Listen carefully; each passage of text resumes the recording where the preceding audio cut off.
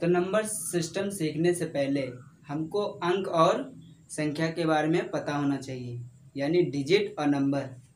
तो एक तरफ हम लिखते हैं डिजिट, जिसको हम बोलते हैं, क्या बोलते हैं, अंक, और दूसरी तरफ नंबर, जिसको बोलते हैं संख्या।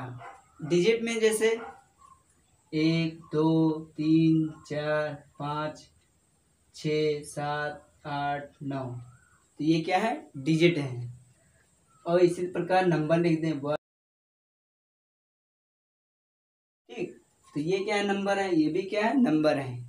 लेकिन इसमें आपको समझना पड़ेगा डिजिट क्या है, नंबर क्या है। देखो ये कितने डिजिट है, 1 डिजिट है। और ये कितने नंबर हैं, 0 से 9 तक। इन्हीं से क्या बनते हैं, नंबर बनते हैं, ठीक। डिजिट में आपको समझाते हैं कि 1 2 3, ये कितने डिजिट हैं, 1 डिजिट है। 3 4, तो ये कितने डिजिट हैं, 1 डिजिट है। क्यों, अगर यहाँ पे हम कॉमा कॉमा कॉमा लगा दें, ठीक, तब ये कितने डिजिट होंगे, 4 होंगे। तो ये भी क्या नंबर है। नंबर जैसे मान लो हमने 15 ले लिया, तो ये क्या है, नंबर है, ठीक। मान लो √2 लिया, ये भी क्या है, नंबर है। और 0 ले लिया, ये भी क्या है, जीरो, जीरो क्या है, नंबर है।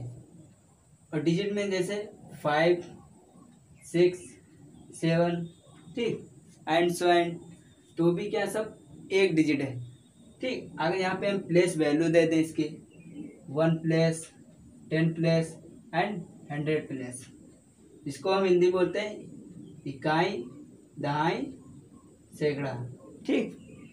तो वो क्या आते हैं, वही क्या होता है, जो इकाई, दहाई, सैकड़ा, वही क्या होती है, सिस्टम होता है, ठीक, पद्धति। तो ये थी बेसिक नॉलेज जो डिजिट और नंबर पे थी।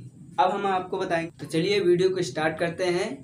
नंबर सिस्टम, जिसको हिंदी में बोलते हैं संख्या पद्धति। तो देखिए, पहला प्रकृति संख्या, ऐसी संख्या जो वस्तुओं को गिनने के काम आती हैं, वही क्या होती है, प्रकृति संख्या होती है। जैसे ब्रैकेट में बताएं 1 2 3 4 एंड इन्फिनाइट, ठीक। तो ये क्या होती है, प्रकृति संख्या होती है।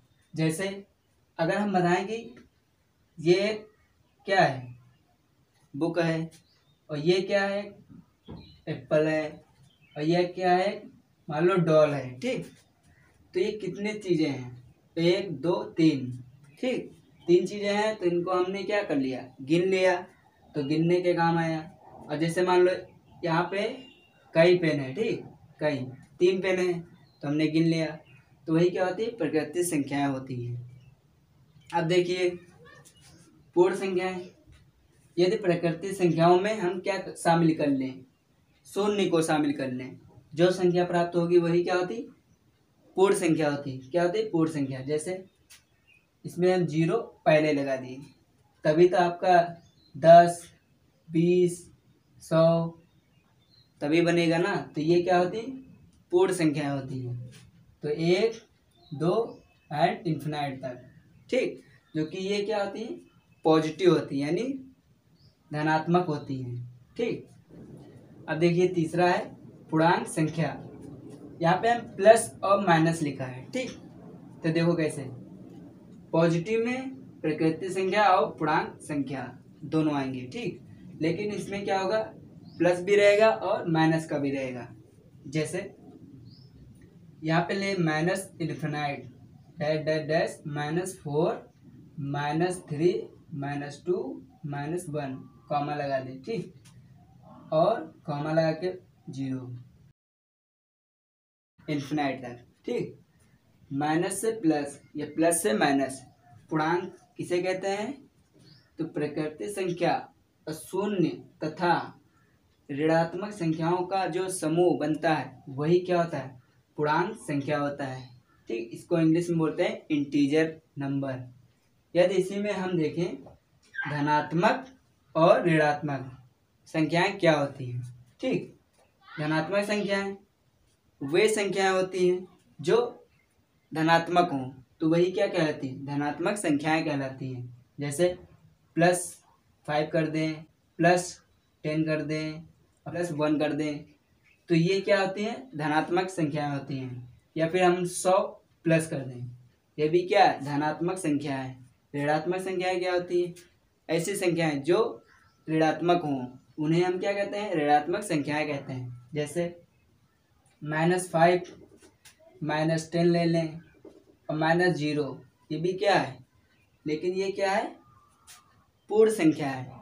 अब देखिए नेक्स्ट है अभाज्य संख्या। अभाज्य संख्या जिसके दो गुणनखंड हो अभाज्य संख्या होती है। ठीक, अभाज्य संख्या दो से अधिक गुणनखंड हो तो क्या होगी, भाज्य संख्या होगी। अब इसकी अगर परिभाषा की बात करें तो ऐसी संख्या जो एक और स्वयं के अलावा किसी दूसरी संख्या से विभाजित ना हो अभाज्य संख्या कहलाती है। जैसे 2, 3, 5, 7, 11 एंड 13 और 17। ठीक, तो इनके मतलब दो गुणनखंड होंगे। अगर 2 का हम करें भाग तो इसको हम 1 से भी कर सकते हैं और 2 से भी कर सकते हैं। अब 3 को लो, अगर 3 को हम 1 से कर सकते हैं। भाज्य संख्या ऐसी संख्या जो एक और स्वयं के अलावा किसी अन्य दूसरी संख्या से भी क्या हो जाएगी, विभाजित हो जाएगी। कोई भी संख्या हो, इसको हम 4 से कर सकते हैं, 6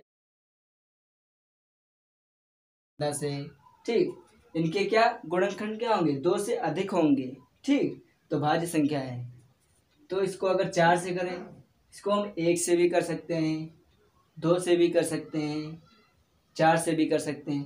तो यानी 2 से क्या हो, अधिक गुणनखंड हो, वो क्या होगी, भाज्य संख्या होगी। और जिसके दो गुणनखंड होंगे अभाज्य संख्या होगी। है परमेय संख्या, अपरमेय संख्या, वास्तविक संख्या है। और भी 2 हैं जो हम लास्ट में बताएंगे। तो देखिए परमेय संख्या क्या होती है, ऐसी संख्याएं जिन्हें हम P/Q के रूप में लिख सकते हैं, वही क्या होती हैं, परमेय संख्याएं होती हैं। जैसे सिंपल सी बात करें, अगर 3/5 इसको हमने क्या लिख दिया, P/Q के रूप में। ठीक, 0 को भी लिख सकते हैं।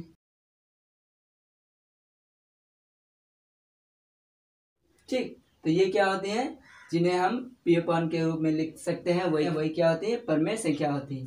अपरमेय संख्याएं क्या होती हैं, जिन्हें हम P/Q के रूप में नहीं लिख सकते हैं। ठीक, नहीं लिख सकते हैं। जैसे अगर हम बताएं कि √2, ठीक, इसको अगर हम √2 से कर दें तो क्या रूट हट जाएगा। सिंपल में अगर √2 माइनस √3 कर दें, ठीक, तो ये सब क्या है, अपरमेय संख्याएं हैं। वास्तविक संख्याएं क्या होती हैं, दोनों बात बताएं। अगर परमेय तथा अपरमेय का जो समुच्चय बनता है वही क्या होती है, वास्तविक संख्या होती है।